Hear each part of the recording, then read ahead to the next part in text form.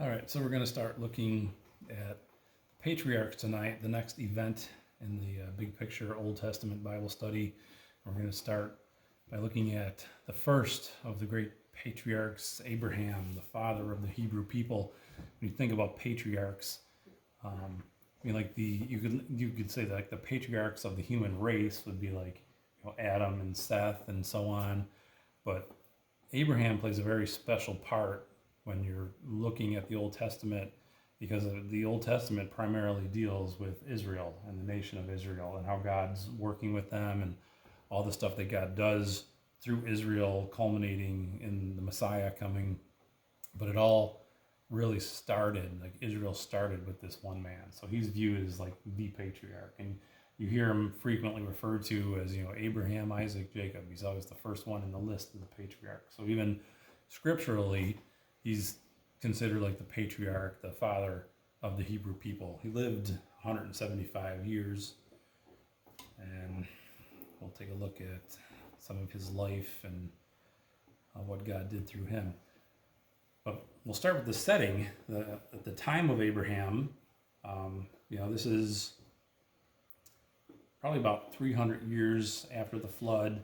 So mankind is reestablishing itself on the earth. They're reproducing, repopulating.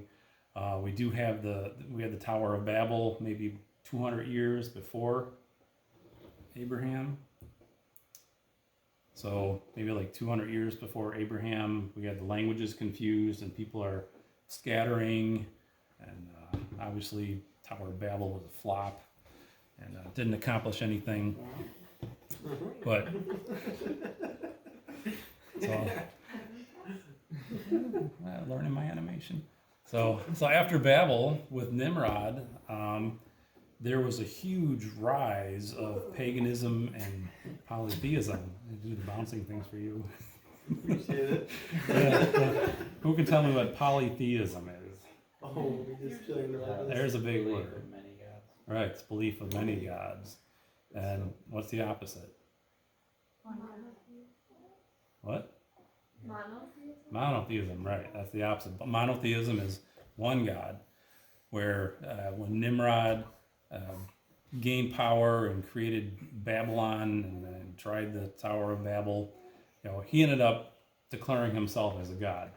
Prior to that, people pretty much, had first, second, third hand knowledge of creation. You had Adam, living 900 years or something, 900 some years, and Seth, and you actually had these generations that lived up until the flood. The people that were alive at the time of the flood could have talked to somebody whose father knew Adam personally.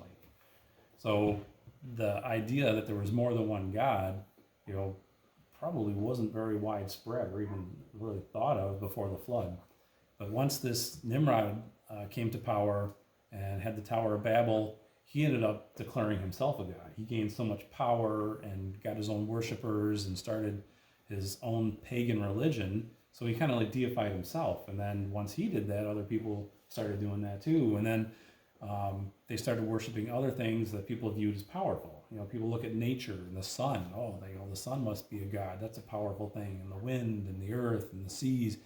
So after the Tower of Babel, between that time of Babel and Abraham, there was just a huge wave of this polytheism, paganism, pagan rituals, human sacrifice, child sacrifice.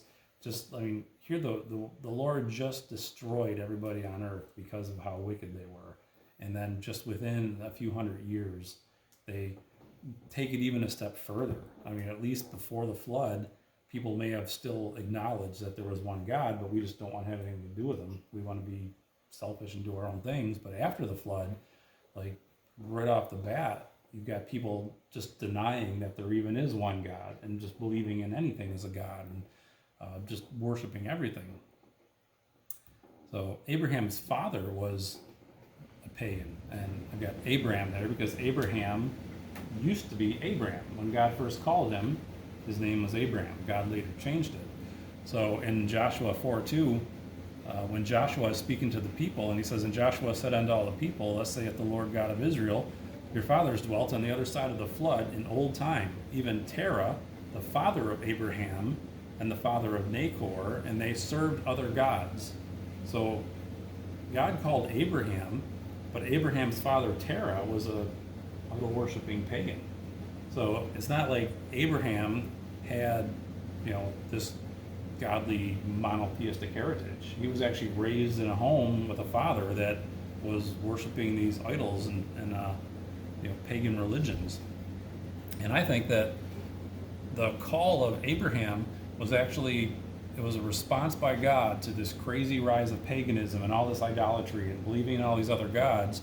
God wanted to establish once and for all a people with a monotheistic testimony, a people that believed in one God, and that would be a testimony that there's not all kinds of gods and all kinds of things to be worshiped, but there's just one God. And God accomplished this by calling Abraham and making him his God and blessing him, as we'll see as we go on. So even though the world was very pagan, how did Abraham actually know about God? If you look, I got a timeline I threw up here. So we got Abraham way down here in the bottom. So if you look at these lifespans, Noah's life, the very end of Noah's life actually overlaps a little bit with the beginning of Abraham's life. So Abraham, possibly as a younger child, may have known Noah personally. They would have been alive at the same time. So he may have actually heard from Noah, like what God did and with the flood and how he, saved just the people on the ark in order to eliminate or eradicate all the wickedness that was going on in the earth. But if not Noah, then definitely Shem. And Shem's life overlaps a good portion with Abraham's life. So he could have talked to, Noah or Shem, who could have gave like firsthand testimony of God's power and faithfulness with the flood and how he preserved them through the flood and all about the ark. But then if you go back a little bit further, if you look at Methuselah was alive for a significant amount of time during Adam's life. And Methuselah also was alive during the time of Noah and Shem. So Noah and Shem essentially had like second-hand knowledge they could pass on to Abraham. If they were to communicate, Shem could say, yeah, I grew up knowing this Methuselah guy before the flood, and he was telling me all this stuff about Adam and Eve and how the creation was and what it looked like and what happened with the fall. So the knowledge of what had happened even before the flood could have very easily been passed on to Abraham. And it sounds like Abraham didn't buy the paganism and the polytheism that was going on. His father did, but I think Abraham had some other relationship or some other knowledge where, I don't think he questioned like that there was all these other gods, and that was what allowed God to actually call him without, having to convince him in any particular way. So let's take a look a little bit at who Abraham was. Let me get my pointer back over here so I can click.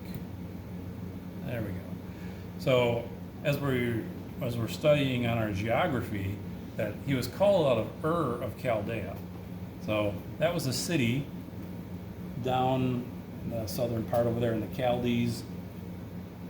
It was a very powerful city. It wasn't just a small, just a little outpost or a little settlement. So it was actually a very powerful and very wealthy and rich city. At the time of Abraham, the city would have been in its third dynasty, so it would have been at the height of its power. It had great wealth, and it was very urban. When we think about really old Testament stuff, we tend to think of just a lot of desert and wilderness and stuff, but this was actually a very well-developed and well-built, large commercial city. I mentioned it was at the height of its power, and this is the city that Abraham, later to be Abraham, was called out of. So who was Abraham? If you think about Abraham, like most people kind of get a picture in their head. How would you describe Abraham? If you were to think, if you get a picture in your head of what he was like, maybe at the time God called him, or maybe a little before that even, like what is the picture that you get in your head of Abraham? I mean, Old man. yeah, most people just think of like, some really old dude, kind of feeble, kind of, that might be a message for another day, but. Dusty. Yeah, if you can read it, it's a little, just take your phone, you're on the iPhone that you love, and have it backed up and switch. So anyway, we'll get into the test later on. It's a test. You're going to take your phone. Or you typically think of like a nomadic wanderer, don't you? You think of some old guy with a staff who was like a wanderer around out in the desert, and God just like found him taking care of the sheep or whatever, and was like, Abraham, I want you to get up and go to a land that I'm going to show you to go to. But I think that the real Abraham might be a little bit different than we actually pictured him. That he wasn't just a wandering nomad that didn't have much of a life, and God called him out of the wilderness to go serve him. There's some studies that have been done looking at history and Bible and archaeology that he actually may have been a wealthy merchant prince. If you look at different accounts in Scripture in Abraham's life, he never lacks for money. Never a problem with money. He can just pack up, go, take all of his goods, belongings, servants, everything, and hit the road. I've got some references. Here we go. In Genesis 12, this is shortly after God had called him, said that, and Abraham took Sarai his wife and Lot his brother's son and all their substance that they had gathered and the souls that they had gotten in Haran. So I think back in Ur, which was a very wealthy and powerful city, and actually, I was going to play something real quick.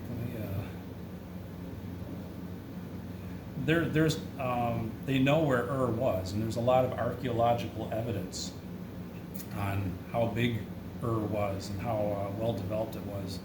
I was going to play this. It's like a minute or two. If it comes up. There we go.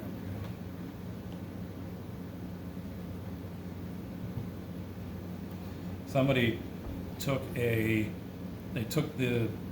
archaeological studies and the remains of all these buildings that they found, and they've constructed like a 3D rendering of what Ur may actually have been like. It's got a little music to go along with it, so. But I think might be muted.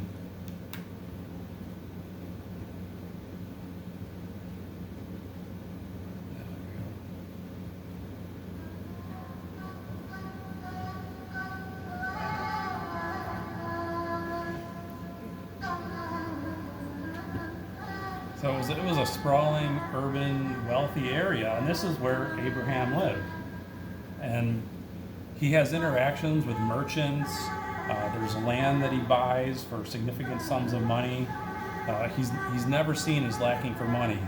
And whenever he picks up and travels from one place to another, it's always him and all of his stuff and all the souls that he had gathered and all of his servants.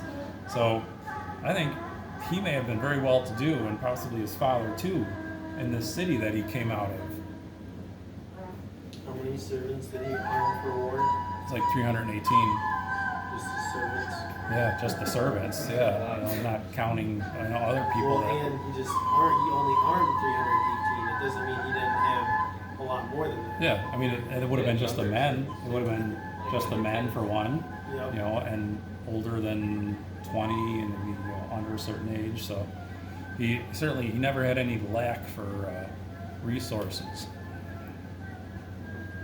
That's cool. So yeah, I thought that was just kind of interesting to kind of, this is what they envisioned based on what they've actually found remains of, that it was a huge city.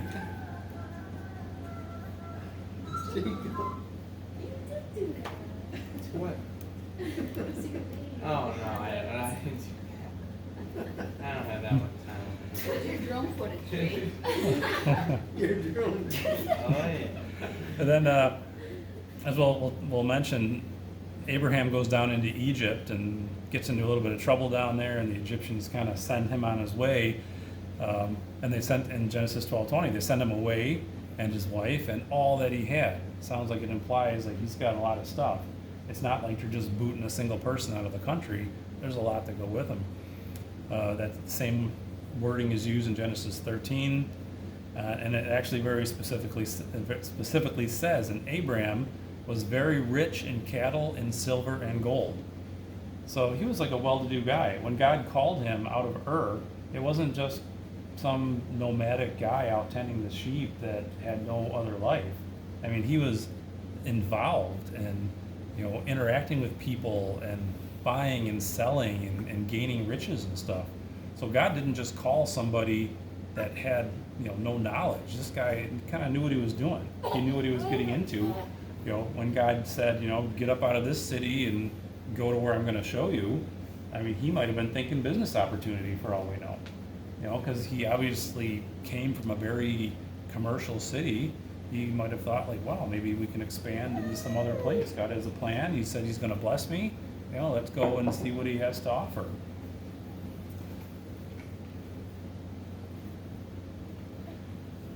In Genesis 23:16, after Sarah dies, Abraham purchases some land to bury her, and he pays 400 shekels, that's a good amount of money. And it actually references that he bought it from a guy named Ephron, and he weighed to Ephron the silver, 400 shekels of silver, current money with the merchant. So it sounds like he's very familiar with the merchants and how to handle money. So I think Abraham, he wasn't just a wandering nomad. He actually had a skill and essentially a good, well-paying career. So in Genesis 14, I don't know if anybody remembers what happens in Genesis 14. There is what I like to term the real World War I. It's really the first war in the scriptures. And there's a coalition of 4 kings: Amraphel, Arioch, Chedorlaomer. I'm just going to call him Cheddar, because I don't want to keep saying Chedorlaomer. So Cheddar and Tidal, king of nations. And those 4 kings, they banded together and they started conquering. And they conquered Bera, who was the king of Sodom. They conquered Gomorrah. Beersheba was the king. Shinab, the king of Admah. Shemeber, the king of Zeboim. Zoar, the king of Bela. So these 4 kings were powerful enough that they actually conquered these 5 kings, and they actually put them under subjection and ruled over them for 12 years. After 12 years, those 5 kings actually rose up and rebelled against those 4 kings that were ruling over them. And when that happened, the coalition of the 4 kings really took off and started getting mad. And particularly this Cheddar guy. Okay, in the 13th year they rebelled, and in the 14th year came Cheddar and the kings that were with him, and they smote the Rephaims and Ashtaroth, Karnaim, and the Zuzims and Ham, and the Emims and Shaved, Kirithaim, and the Horites and their Mount Seir unto Elpharan, which is by the wilderness. And they returned and came to En Mishpat, which is Kadesh, and smote all the country of the Amalekites and also the Amorites that dwelt in Hazar Zontamar. So these guys sound like they're pretty powerful. I mean, they conquered these 5 kings, and then this Cheddar rose up and just started conquering, like nation after nation after nation. And nobody was able to stand against them. So obviously a very powerful coalition of kings. And since those other 5 kings, and it seems like the kings of Sodom and Gomorrah were kind of like maybe the more powerful ones. Obviously they were huge cities, so these kings are more powerful, so they're mentioned more. So I'm assuming that they're more like the leaders of that coalition. So after Cheddar gets done beating all these other nations and really conquering the entire area, then he comes back and they attack Sodom and Gomorrah, and they completely wipe them out. They completely defeat those 5 kings. and destroy their armies, and then they completely sack the towns. They just take everything they can out of Sodom and Gomorrah. And at this time, there's a guy living in Sodom whose name is Lot. If you might remember, he's Abraham's nephew who had separated from Abraham earlier. So those 5 kings conquer Sodom and Gomorrah, and they took Lot and his family and all that he had, their goods, and took them captivity, and they left. Let's see if I can get back to my thing here. So, but somebody escaped and went and told Abraham. Said the 5 kings, Mr. Cheddar accomplished just a huge rout of Sodom and Gomorrah, took your nephew hostage, took everything that he had. So now we've got Abraham the warrior and his 318 servants. We have these 4 kings that just conquered like most of the known world, took Lot captive. I mean, it's almost another side of Abraham, besides just a merchant and somebody who might be wealthy and well connected. He obviously had no fear. He had some sort of understanding of war and battle. He didn't just march in blindly and, line up against the enemy forces. He actually did like a surprise night raid and somehow managed to conquer that entire force. And some people want to try to minimize it and say, well, it was like strategic, and he kind of like was deceptive, and he snuck in at night and he conquered them. So it really wasn't like a huge deal. Well, the thing is, these 4 kings just finished conquering 5 nations of the other kings, plus a whole bunch of other nations. I mean, they just conquered like most of the known world, and Abraham thinks he can just get up and grab 300 people and, go beat them. So I'd say that takes some real faith and some bravery. So Abraham wasn't just a, nomadic wanderer. I think he had probably, if he grew up with wealth and education in the city of Ur, he probably also was skilled in some sort of warfare, some sort of training.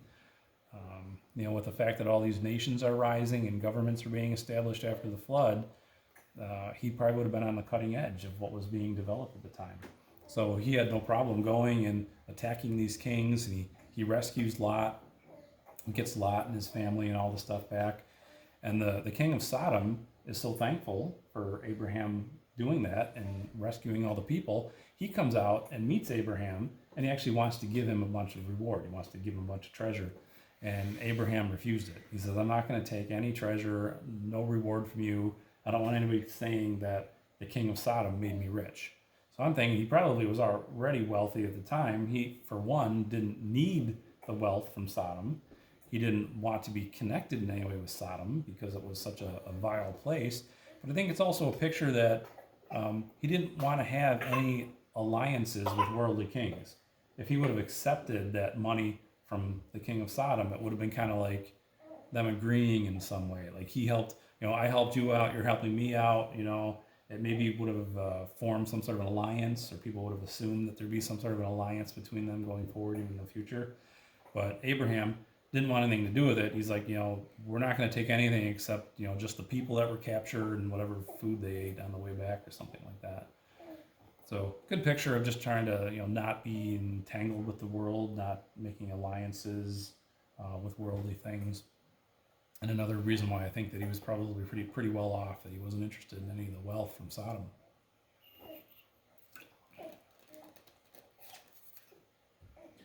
If he was rich, he probably had some top of the line servants too. You know what I mean? Servants that he also was like, these guys can be warriors. Servants, if I need them to, equipment, weapons. Yeah. I mean, he's obviously, he's been on the road. He left Ur, went up to Haran, went down into Canaan. That World War I doesn't happen until later on. So he's had time to even gain, greater power and wealth and, like you said, supplies and weapons and armor, people that were skilled, going through these lands that were just, governments were just getting formed. Could have been a risky business, traveling through these wildernesses. So he may have had that in his mind, some sort of security. He's got his family and servants and stuff. So some good planning. So that's a little bit about what I think the background of Abraham might have been like. It's a little different than what is typically, you know, like I said, most people just think the old guy with the stick in the desert, and God just calls him. But he may have had a much different life and been a you know, professional, educated, you know, trained person that God chose to use. So moving on to just a little bit, I'll kind of sum up his journey. You know, I want to hit some different high points of his life. Obviously, Abraham is a huge figure. We could spend a lot of time on it. So I want to kind of summarize and get through the you know, the high points. So watch carefully. You've got a bounce coming on the screen there. There we go. Yeah, Abraham and Sarah. They start down there in Ur. They start down there. God calls him out of Ur of the Chaldees. Oh. And there we go. You guys just got a raise. Promotion. They go out of Ur. They go up to Haran. They hang out there for a little while. Abraham's father dies in Haran, and God meets him again. God meets him several times, and tells him to go and scout the land. So they leave Haran, and they go down for the first time. That's right. He ran from Haran this time, and went down into the land of Canaan. And I think he was probably about 75 years old at this time when he actually left Haran to go into the land of Canaan. And when he got down there into the land of Canaan, God met him again and spoke with him and said, I'm going to give you all this land. Everywhere that you can see, you know, north, south, east, and west, I'm going to give you all this land. So they were down in Canaan for a while, but then a famine came. And it was so severe that they were having difficulty finding food for probably all their servants and flocks, and you know, it was hard to survive. So they went down into Egypt.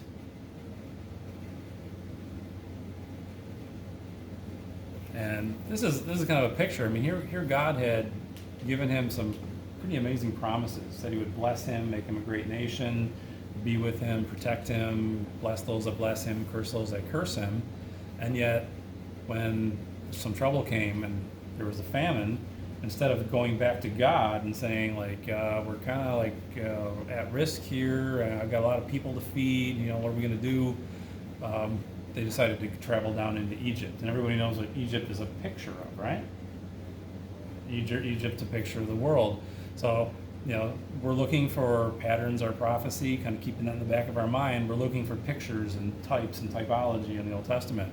This is like a picture of, you know, even us today, where problems and trials and things come along, and we can be tempted to look for answers from the world. We can be tempted to turn to psychology or drugs, you know, bank loans, credit cards, you know, different things that the world has to offer that might give some relief on a short-term basis, but in the long term can bring you into bondage and slavery, which is essentially what happened to them. And while they were down there in Egypt, God spoke to Abraham and gave the first prophecy, saying that you're going to be in bondage in Egypt. Your people are going to be in bondage here for 400 years, you know, treated harshly for 400 years.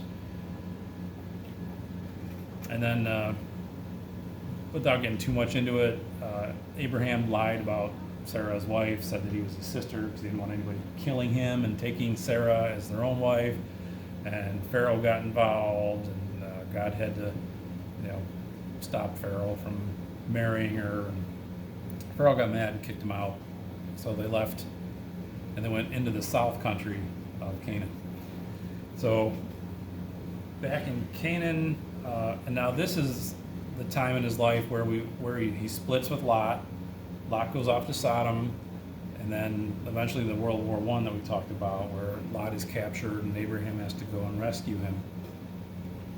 And around this time too, after he splits with Lot, God confirms the covenant, which we'll get into in a second with him, and changes his name from Abram, which means exalted father, to Abraham, which means the father of a great multitude, or the father of many nations.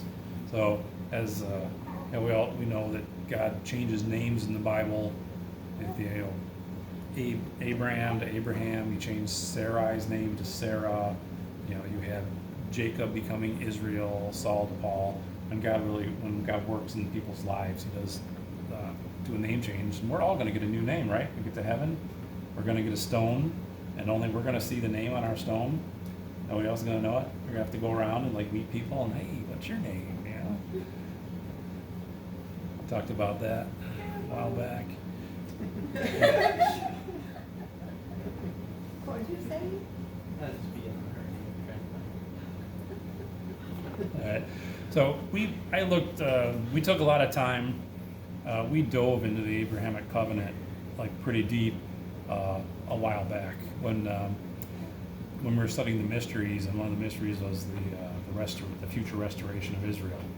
And since you weren't here, so I'm kind of filling you in, but we really looked at a lot of verses that pertain to that covenant, how it's an unconditional, eternal, unbreakable covenant, where God has a lot of like, I will do this, I will do this. Like, it's not something that's conditional or that can change.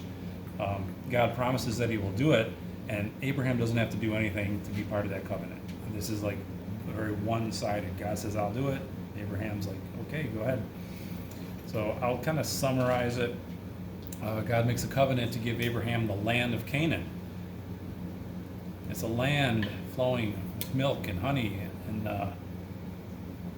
Deuteronomy 11:10, "For the land whither thou goest to possess it is not as the land of Egypt, from whence ye came out, where thou sowest thy seed and wateredest it with thy foot as a garden of herbs.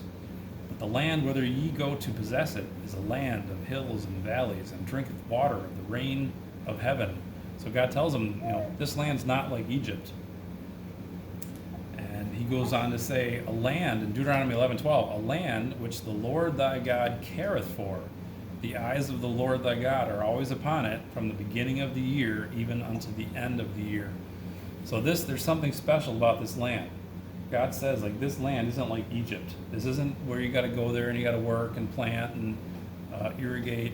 Like, this is a land that's blessed, and I'm personally watching over this land from the beginning of the year to the end of the year. This covenant that we talked about, there was actually a legal transaction that God did with Abraham. When he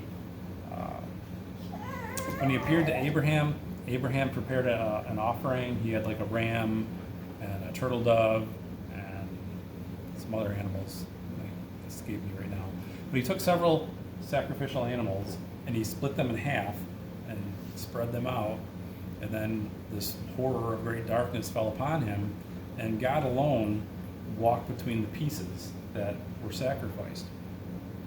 That's actually a legal transaction under Hammurabi law.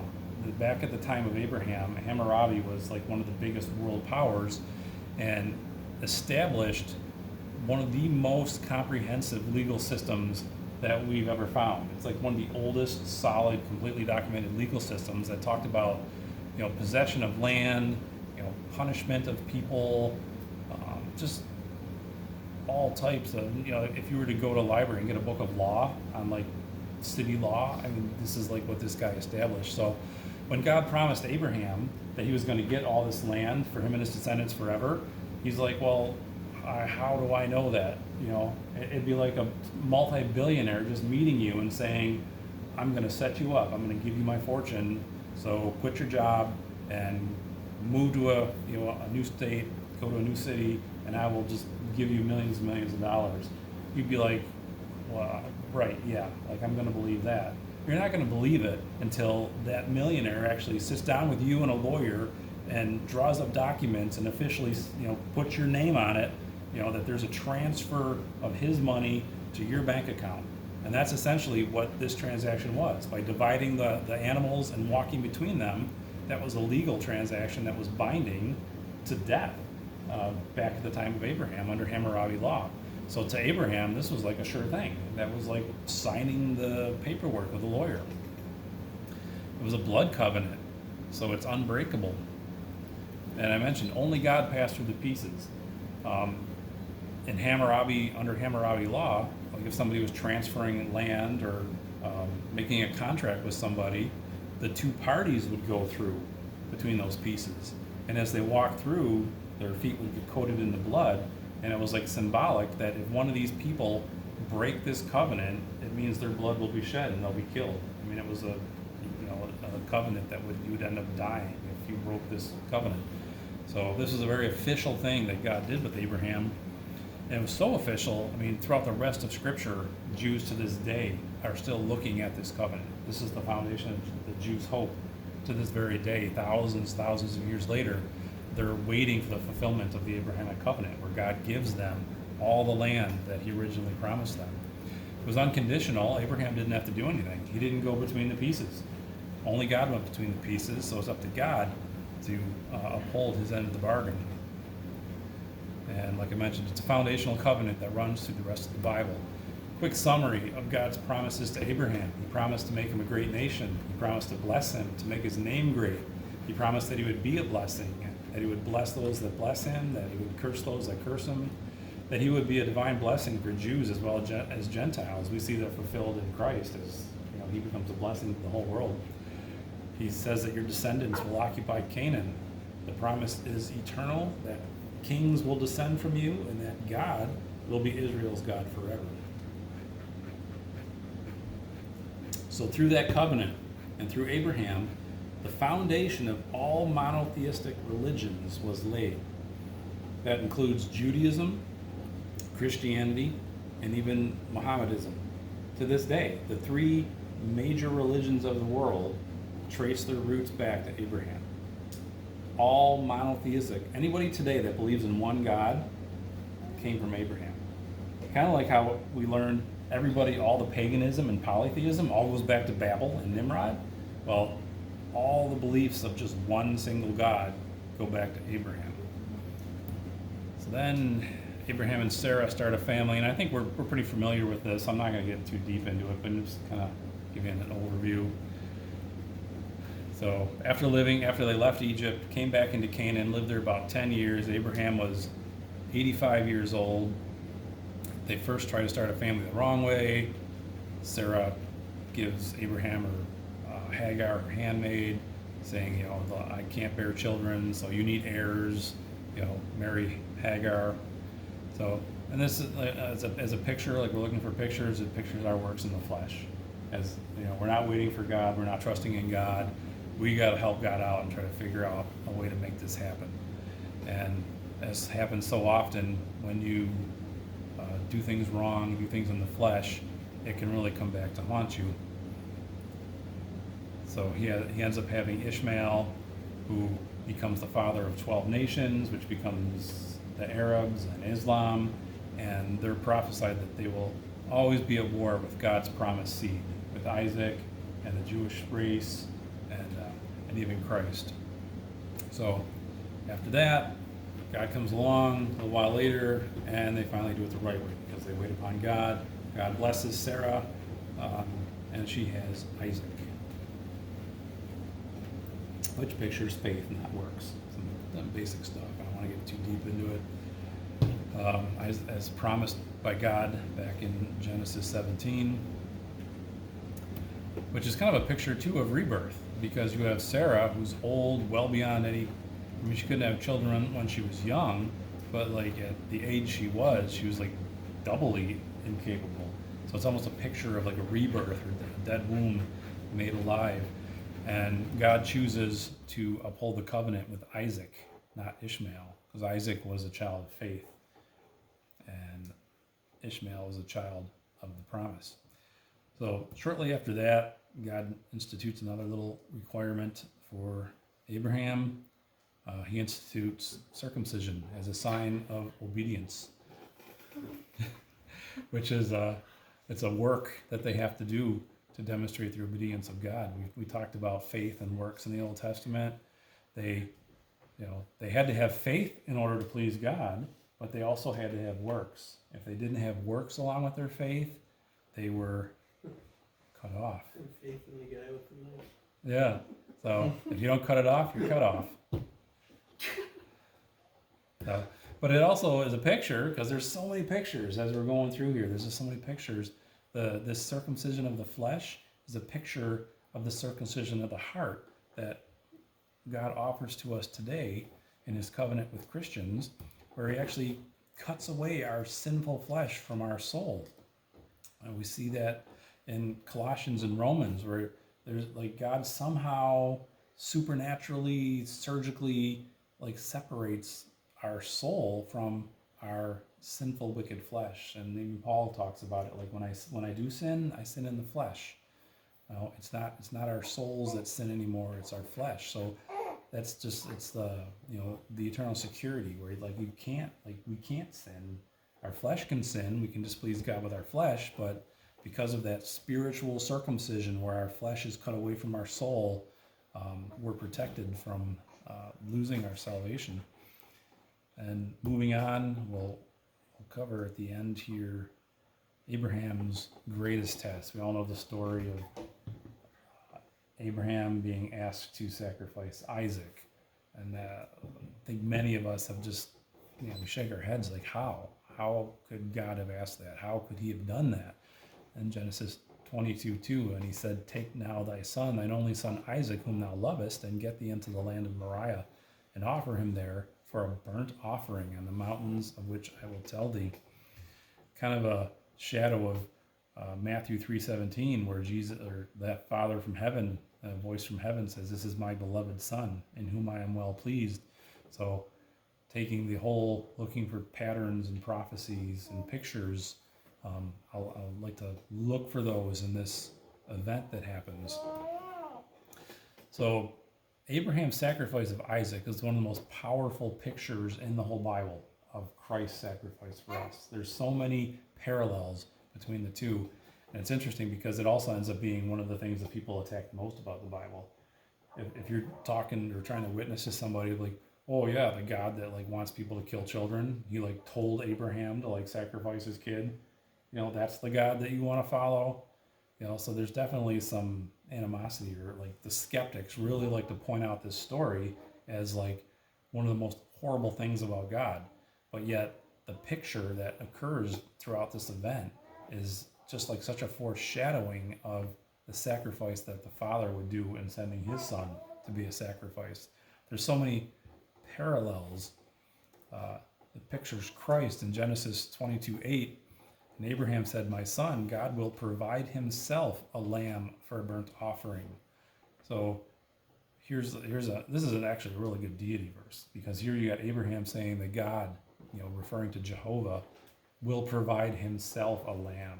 So like God is going to give himself as a sacrifice. And there's a picture of Calvary as Abraham named that mountain Jehovah Jireh. That means the Lord sees, or in the mount of the Lord it shall be seen. So it's often attacked, saying, well, God demanded that one of his followers sacrifice a child. What kind of God is that would, require a child to be sacrificed? But I think Isaac wasn't a child, at least not a young child, the way that a lot of the pictures or books and stuff may make him out to be.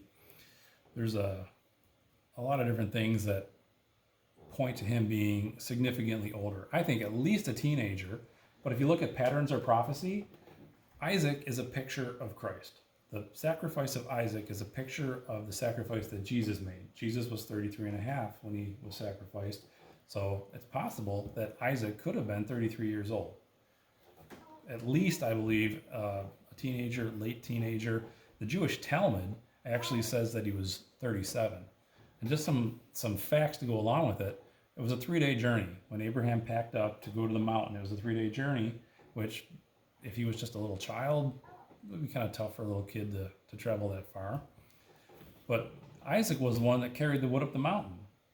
If you were going to sacrifice a human being and completely burn them so that there's nothing left but ashes, how much wood would that take? Right? Usually the artwork or the pictures in the books, just carrying a little bundle of wood. But seriously, if you take, 100, even a small person, 120-pound person, if it's like a woman, or how much wood does it take to literally boil away and burn and crisp like a human being? It takes a lot of wood. And yet Isaac was strong enough to carry the wood up a mountain, which you wouldn't have like a 5-year-old doing. Like most people want to picture some little kid being sacrificed. Isaac is very knowledgeable about the sacrifices. He sees that they're going to the mountain. he sees they've got the wood, we got the wood, we got the knife, and he's saying like, well, where's the sacrifice? Where's the sacrifice we're going to offer? So it wasn't just like a little toddler that like didn't know what was going on. And the actual word that's used for lad, referring to Isaac, is the exact same word in verse 5 that when it says that Abraham left his servants, or it says he left his young men and took the lad. The same word is the word for young men and lad. It's that Ne'ar word. So that just because it's translated as lad, we tend to associate that with like a young child, but it's used in several verses of people that are significantly older. In Genesis 39, Benjamin is referred to by that word, and he's 22 years old at the time. And Joseph is actually before Pharaoh at 30 years old, and the word is used as a young man. It's the exact same word. That was when Pharaoh had the dream, and they wanted someone to come and interpret his dream. And I think the baker or the butler, whichever one didn't get killed, was like, oh, I remember when I displeased you, there was a young man, or there's a young man here. And so it's definitely used of older people, not just little children. And so I believe that Isaac trusted his father, that he was a willing sacrifice. Again, following the whole picture of Jesus and the sacrifice that he offered, Jesus was a willing sacrifice. He laid down his life willingly for us. Isaac, the same way, if he was strong enough to carry all that wood up a mountain with a 100-and-some-year-old man, you think that he could have resisted? He would have been strong enough to physically, either run away or push off or fight off, his father if he was going to try to sacrifice him. So Isaac, he was a willing sacrifice to go along, and he trusted that this was his father's will and ultimately God's will. And really, this is not a child sacrifice, as so many people want to criticize. God just wants, he condones child sacrifice. No, this is a picture of Christ, and Isaac was a willing sacrifice. He could have resisted. And I was really trying to rack my brain, thinking like, why? I mean, outside of the picture and just the testimony that is, and I mean, it's certainly a picture to the Jews, and eventually when the Jews come to repentance, they'll see these pictures, and it'll just confirm to them how God's been working with them. One thought I had was, if you think about the life that Abraham left behind, right? He was called out of this pagan, idolatrous, wicked culture, and what was like the most abominable of the practices that they were doing at the time, right? It was child sacrifice. That was, since the time of Babel, that was like this thing that these false gods supposedly required of their followers. And Abraham may have just been so like, they're just considered them so vile. I'll never do that. I'll never do that. Well, maybe this was a way saying like, will you be as faithful to me by offering me your child as they are to their pagan gods? These people that would give the ultimate thing, giving their child to a pagan deity and killing him, will you give your child to me? So maybe there's something in there, comparing the two. I'm not sure. It was just something I was like just laying in bed thinking about this, and it was like, that just popped in my head. Like, wow, could God have been saying like, will you give me as much as the lost give their gods? I mean, we could kind of ask that of ourselves. Think about the money and the time that people put into the wickedness of this world, and yet how much time, effort, and money do we put into our faith and serving God? Where here's like kind of a picture of that. God saying, will you give me as much as the world gives to their gods? So we're almost done. We'll wrap it up. I just have just a lot of patterns that we'll kind of just breeze through. So Abraham names the mountain Jehovah Jireh, the Lord sees. So this actual location where Abraham took Isaac and offered this sacrifice and was stopped, we know the story. I mean, I'm really brushing over here. You know that it didn't go through, right? I mean, God called, and he found a ram in the bushes, and I'm just kind of assuming we're familiar with this. That place later became known as Golgotha, and one of the theories is that the mountain that he was in, it's kind of shaped like a head. that back at the time of Abraham, it was probably more lush and had foliage, and it looked more like a head and like eyes, and he named it the Lord Sees. But it eventually became like more desolate, and the eye sockets kind of looked vague or vacant, and it became known as the Golgotha, which is the exact same location as the crucifixion of Christ. Same location, Isaac and Abraham and Jesus. I mean, the pictures just line up. There's so much here, I can only touch on it. There's so many types and pictures between Isaac and Jesus. Just to look at some of the parallels, right? Like, so Isaac is like equal to Jesus, and Abraham is the father. We have the thorny bushes where the ram gets caught. We have a crown of thorns that Jesus wore. The servants left Abraham and Isaac, and they were separated from them, and the disciples left Jesus when he was crucified. And another way to look at it is the servants weren't able to witness the sacrifice. You know, they were left aside while the Father and the Son went to take care of business. So they didn't actually see what happened.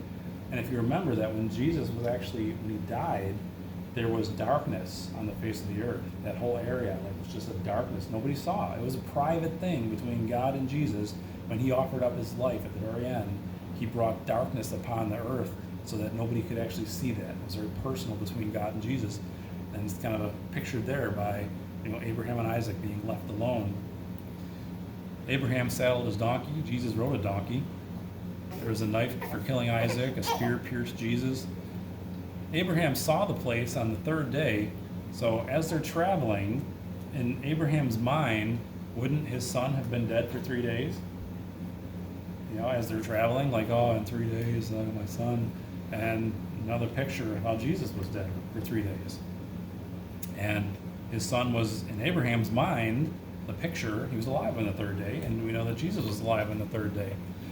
Isaac's and Jesus' birth, both miraculous. You know, Sarah had to have a miracle to have a baby. Mary had a supernatural experience with a virgin birth. Isaac carried the wood up the mountain. Jesus carried the cross. You know, Isaac and Jesus were both named by God. God said to Sarah, you're going to have a son, and you're going to name him Isaac. And God said to Mary, you're going to have a son, you're going to name him Jesus. Just some interesting correlations. They're both considered burnt offerings. We read when in Genesis 22:2, God says, take him and offer him for a burnt offering. And there's prophecies about Jesus where he's considered a burnt offering. Isaac and Jesus were both offered up. And it all took faith. By faith, Abraham, when he was tried, offered up Isaac, and he that had received the promises offered up his only begotten son, of whom it was said, that in Isaac shall thy seed be called, according that God was able to raise him up, even from the dead, from whence also he received him in a figure. So as we're looking for pictures, this is like confirmation that this is a picture.